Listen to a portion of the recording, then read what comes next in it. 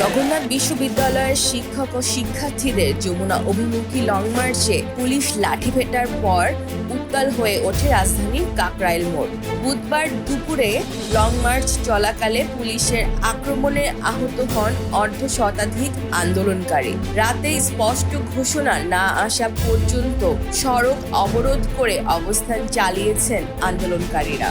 আন্দোলনকারীদের ৩ দফা দাবির মধ্যে রয়েছে ৭০% শিক্ষার্থীর জন্য আবাসন বৃত্তি ২০২৫-২৬ অর্থ বছর থেকে কার্যকর করা, প্রস্তাবিত পূর্ণাঙ্গ বাজেট কাটছাঁট না করে অনুমোদন, দ্বিতীয় ক্যাম্পাসের প্রকল্প অনুমোদন ও অগ্রাধিকার ভিত্তিতে বাস্তবায়ন। দুপুর ১২টার দিকে শুরু হওয়া লং মার্চ কাকরাইল মসজিদের সামনে পৌঁছালে পুলিশ বাধা দেয়। ব্যারিকেড ভেঙে যমুনার দিকে যাওয়ার চেষ্টা করলে পুলিশ লাঠিচার্জ, কাঁদানে গ্যাস, সাউন্ড গ্রেনেড ও জল কামান ব্যবহার করে আন্দোলনকারীদের ছত্রভঙ্গ করে। এতে অন্তত ৩৮ জন শিক্ষার্থী ঢাকা মেডিকেল কলেজের চিকিৎসা নেন, যাদের মধ্যে ২ জন এখনো ভর্তি আছেন। বিকেল থেকে কাকরাইল মোড়ে অবস্থান নেয় প্রায় ২০০ শিক্ষার্থী।